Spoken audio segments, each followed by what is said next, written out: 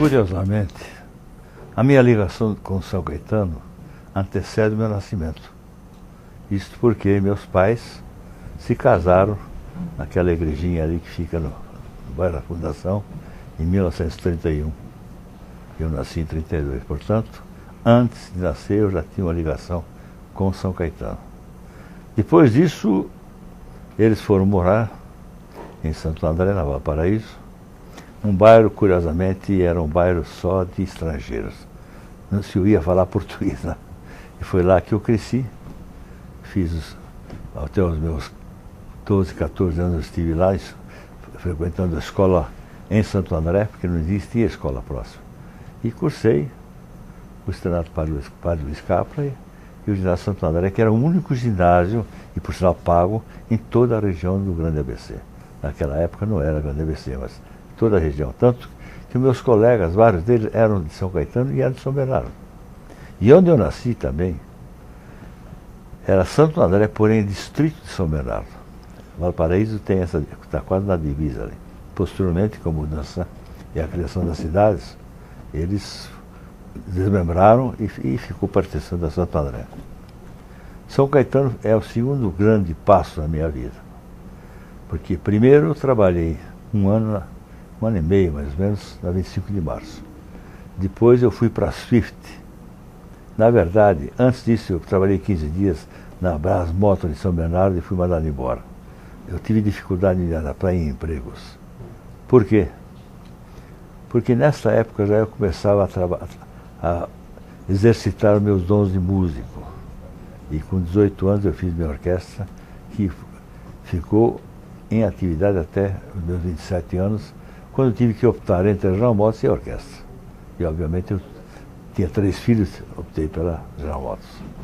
Voltando aqui, a Swift, da 25 de março fui para a Swift, onde fiquei quase 4 anos por aí, e finalmente ingressei na General Motors no dia 24 de setembro de 1951. E lá fiquei até janeiro 1, 2000. 48 anos e 3 meses.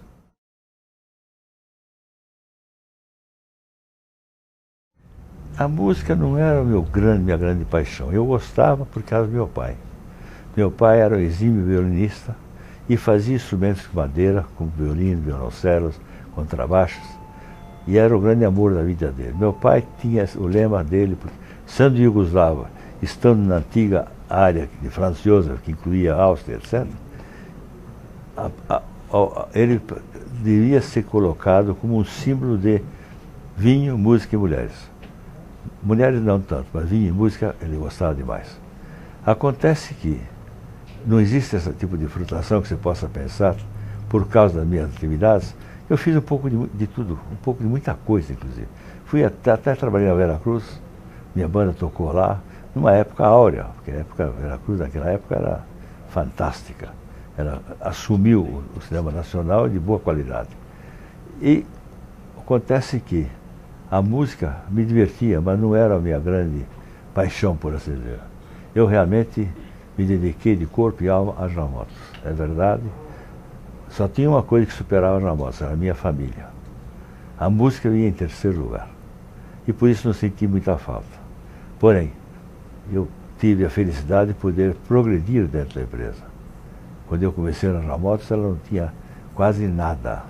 Era em São Caetano, pequena, importava carros para montar aqui peças, botando aqui, e fazia os caminhãozinhos.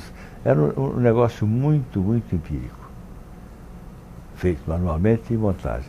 O grande passo na vida da General Motors foi o grande passo na vida do país. Foi a industrialização do país que se inicia realmente com a entrada do programa do GEA, que é o Grupo Executivo da Indústria Automobilística, onde passamos a fazer carros, veículos, caminhões, etc., no país. E foi aí que a General Motors fez o seu primeiro grande erro. Optou em fazer somente caminhões. Isso em 1955. Eu já tinha saído da área da Frigidaire e estava entrando na área de analista financeiro. E eu comecei a participar do projeto número 420, que justamente fazia as mudanças necessárias para que o GE requisitava. Nós insistimos, os mais jovens, e finalmente a General Motors entrou também com a picape. Para você ter uma ideia, vendia-se 4 picapes enquanto se vendia 2 caminhões, ou 1. Isto foi a grande mudança. No fim da década de 50, eu fui guindado já a uma posição maior dentro da empresa. Foi quando aconteceu a minha grande opção, ou GM ou música.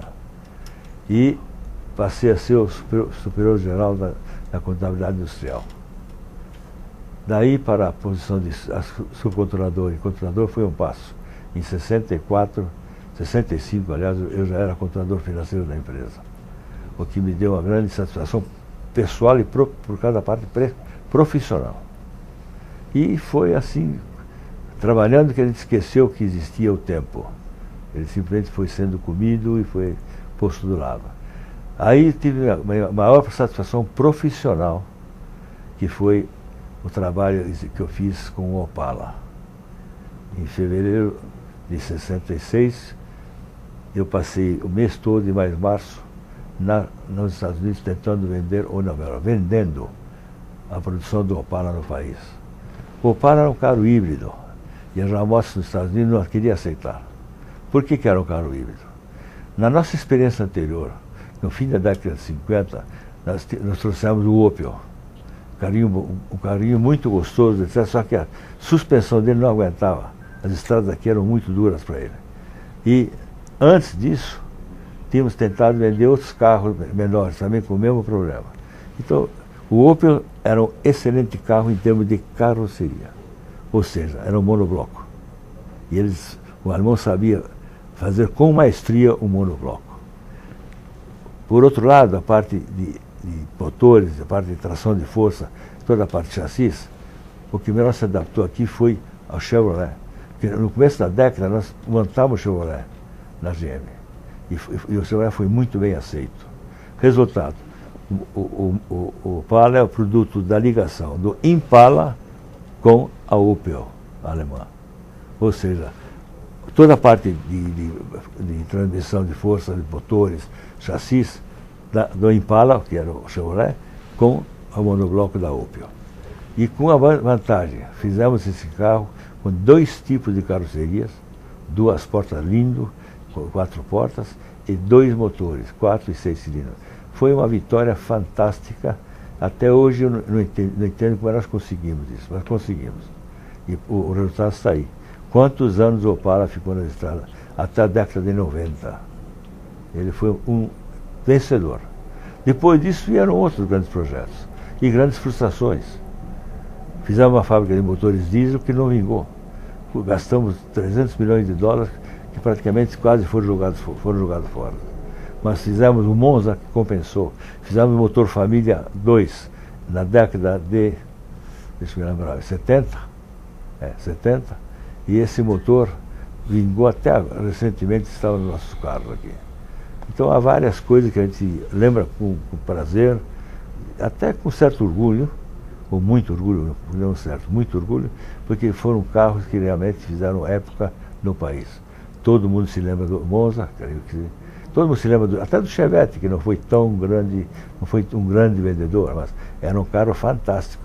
Só que todos esses carros tinham um fator muito importante, mas também problemático. Eram carros muito bem construídos, com muita matéria-prima, com muito material e componentes, pesando muito mais que a concorrência. E a concorrência fazia o carro mais barato. E nós não sabíamos como sair desse enrosco.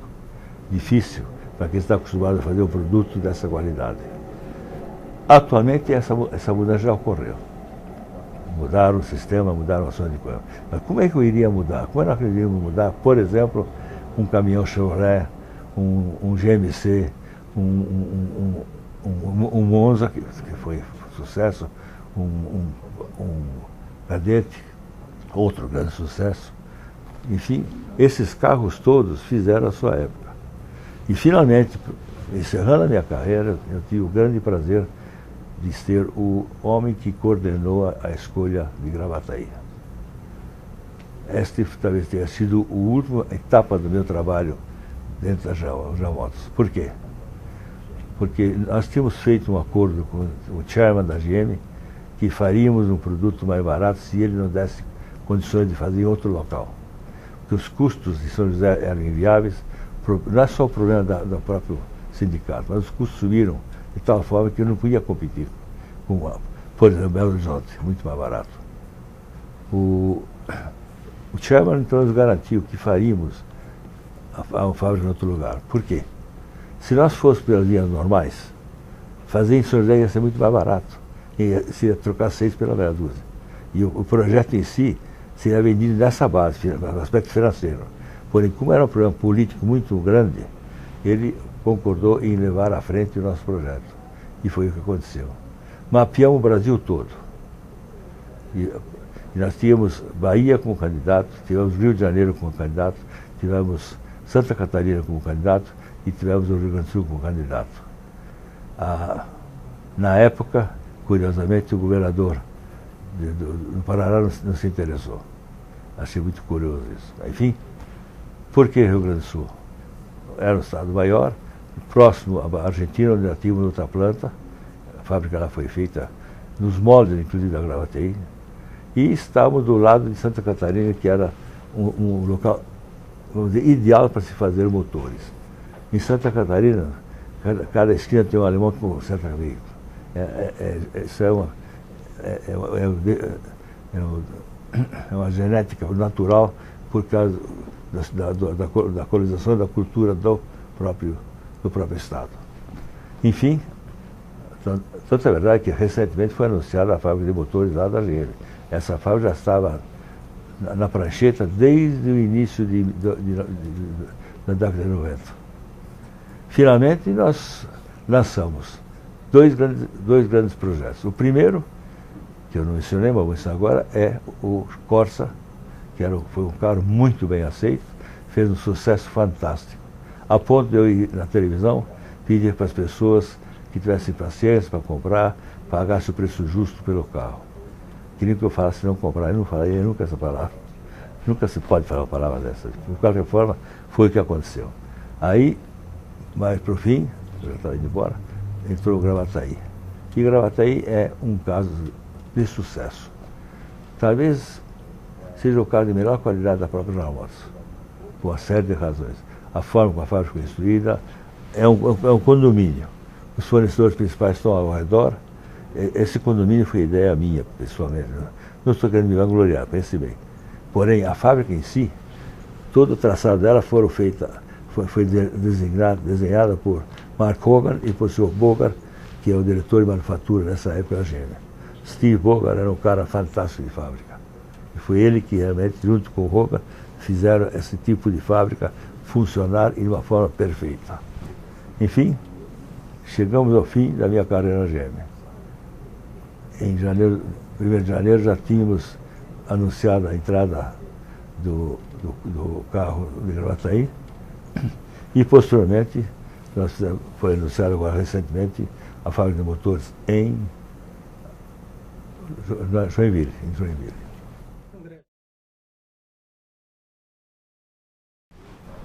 Eu não posso precisar o que tem eventualmente faltado na minha carreira na General Motors.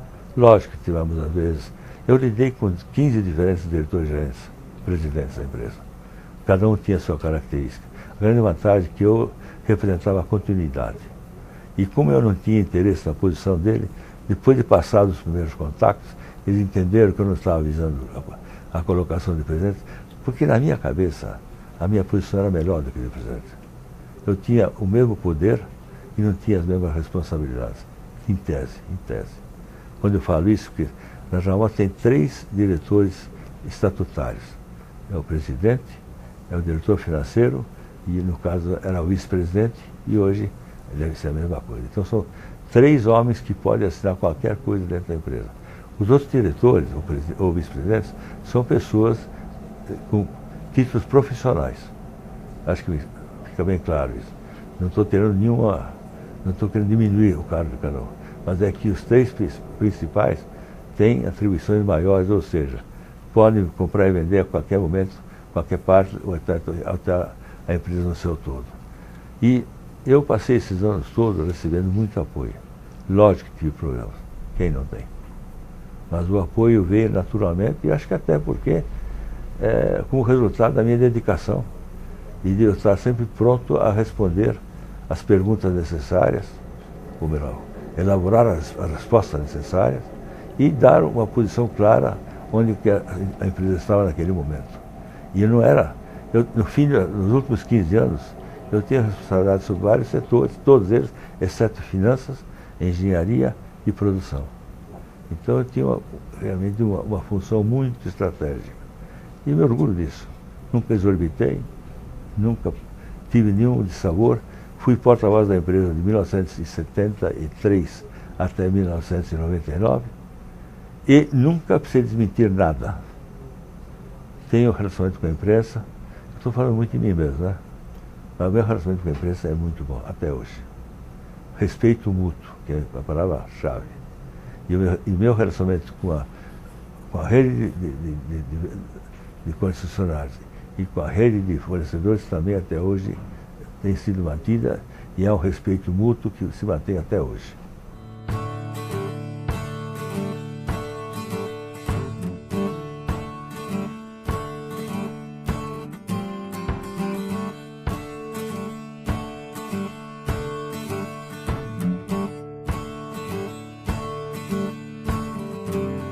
Eu sou o Marcos Savoy, de olho na notícia e sem papas na língua, como sempre, repercutindo as decisões que interferem na vida de quem mora aqui na cidade de São Caetano ou então no ABC. Meu amigo, aqui é jornalismo em defesa do cidadão e principalmente sem rabo preso. Sabe por quê? Porque aqui a bagaça é sem limites.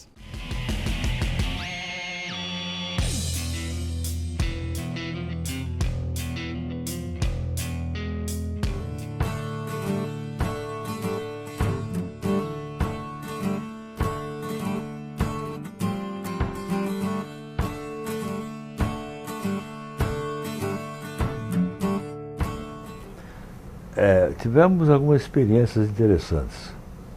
Houve uma ocasião que o meu amigo Braido decidiu como é que se diz? Tirar uma parte das General para expandir, desapropriar parte das General para expandir a Avenida Goiás.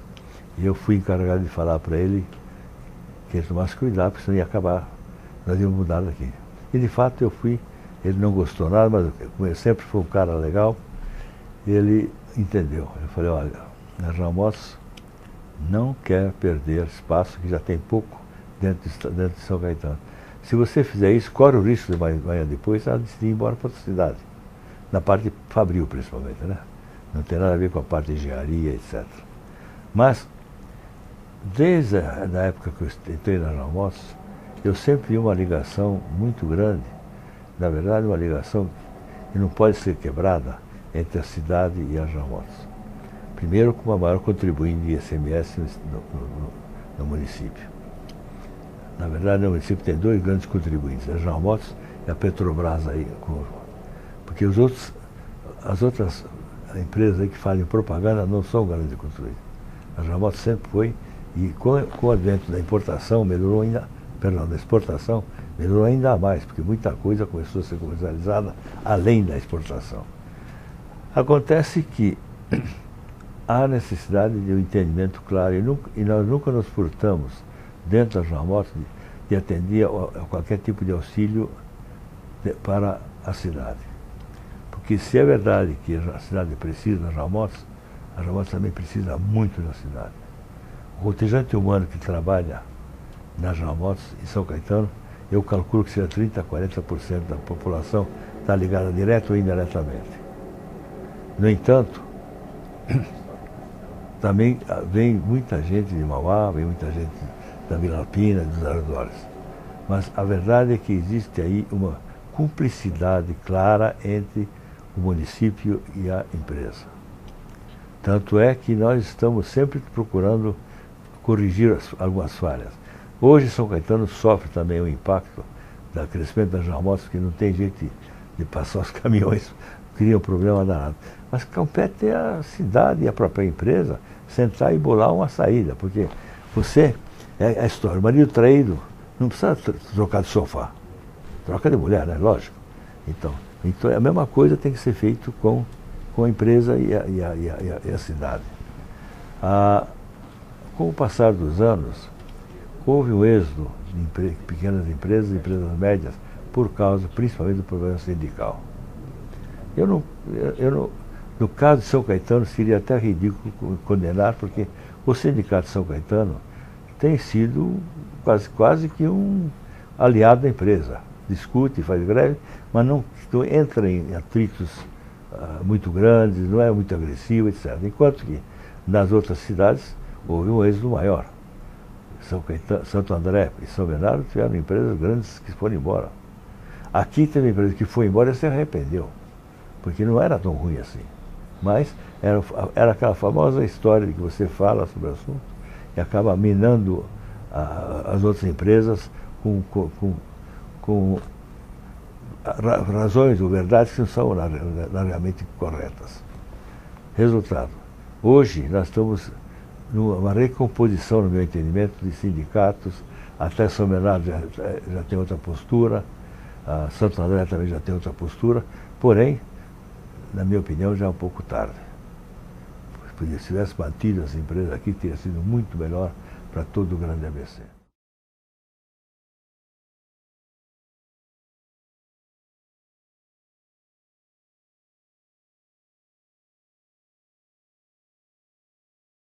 Na questão de política, me cuidaram várias vezes. E eu não tenho nenhuma vontade, nenhum desejo de participar. É errado falar isso, mas eu não gosto da política. Eu tive problemas quando fui colaborar com a prefeitura em São Caetano, e eu vejo que a política é muito complicada. Não serve para mim. Eu gosto de andar, sabe, cabeça erguida, e não ter que me preocupar com o que vem atrás de mim. E como eu saí da General Motors fazem 15 anos, eu até hoje entro de cabeça erguida e saio de cabeça erguida da General Motors ou de qualquer outra área pública, inclusive aqui ou em Brasília. Brasília ou em São Paulo. O meu relacionamento com os governos foi muito bom e sempre cordial e muito correto. Não quer dizer que eu tenha concordado, mas sempre que eu fui dado a palavra, eu cumpri. Então, e também, curiosamente, toda vez que o governo me prometeu alguma coisa, cumpriu também. É recíproco. Agora, a política, ela tem que ser exercida por alguém, mas tem que ser alguém que tenha a embocadura para fazer política. Não é fácil.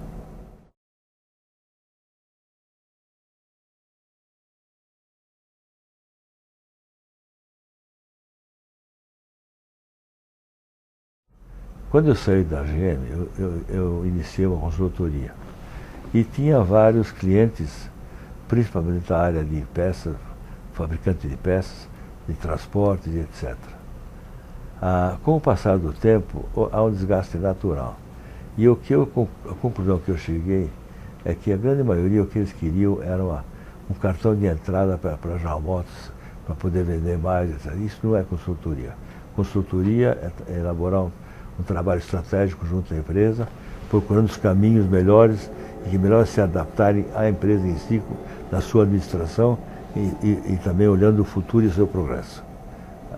Chama-se estratégia empresarial. Essa é a consultoria. Não deu muito certo. Hoje eu tenho 3 empresas, praticamente, e estou muito satisfeito, não quero mais não.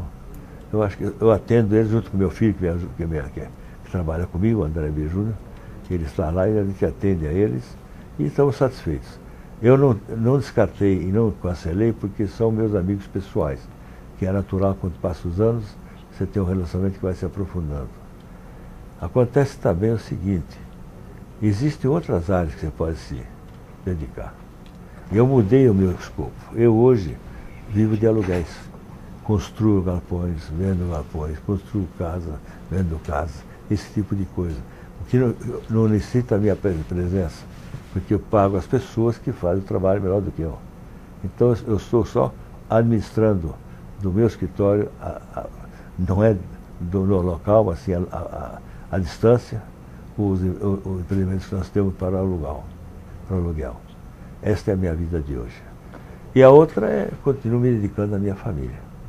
Fala um pouco da tua família, você tem filhos? Eu tenho 5 filhos, ou seja, eu tenho 2 filhas e 3 filhos, todos casados.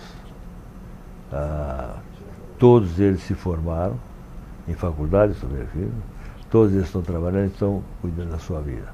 Eles já me deram 14 netos, e com exceção dos que não estão em idade, vários já se formaram em faculdade, estão trabalhando e etc. E a minha neta mais velha já casou nos Estados Unidos mesmo e me deu um bisneto. E está para me dar o segundo bisneto agora. Eu não sei se é homem ou mulher, mas está para dar.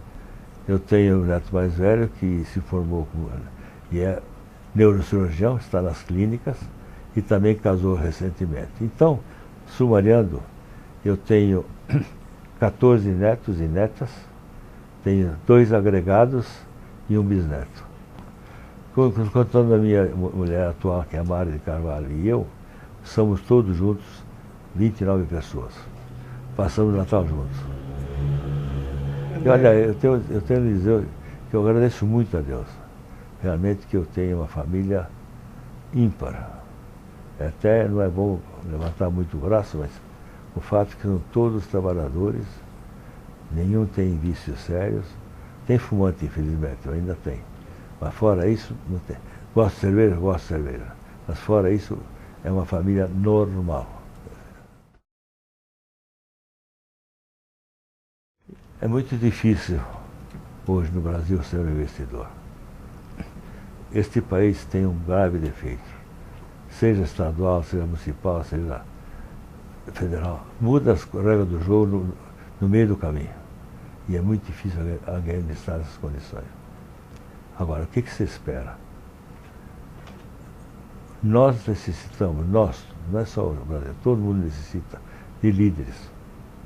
Porque hoje não existe mais nenhum espaço para os déspotas, para as pessoas que querem mandar sem ver as consequências, e aquilo que eu já falei antes, que querem, na forma mais radical, resolver os problemas. O líder é um homem que lidera naturalmente. Ele dá o exemplo, ele tem que ter a necessária humildade, a honestidade, tem que ser um sujeito que vai mostrar o caminho, um caminho sério, são, ético para aqueles que estão para quem eles estiverem liderando. E o líder também tem que ser um homem que tenha condições de ensinar o beabá da administração. Ele precisa mostrar o caminho, e ter certeza e ter firmeza. E ao mesmo tempo ter condições de poder mudar de opinião sem nenhum agravamento no seu relacionamento com as pessoas que lideram. O líder tem que ser, acima de tudo, um homem íntegro. E nós estamos em falta disso no país. Nós temos pessoas que estão em posições que não podiam estar. Eu faço uma pergunta. Eu olho hoje o Congresso Nacional e vejo quantas pessoas lá têm condições de fazer uma lei, ou de propor elaborar uma lei que realmente seja. A resposta é triste. Muito poucos têm condições de fazer uma lei. E muitos deles nem se ouve falar. E esse é o grande problema. Isso vai para o município, vai para o Estado e vai para o... Todas as posições, lamentavelmente, estão carecendo de líderes reais. Líderes que realmente queiram fazer as coisas certas.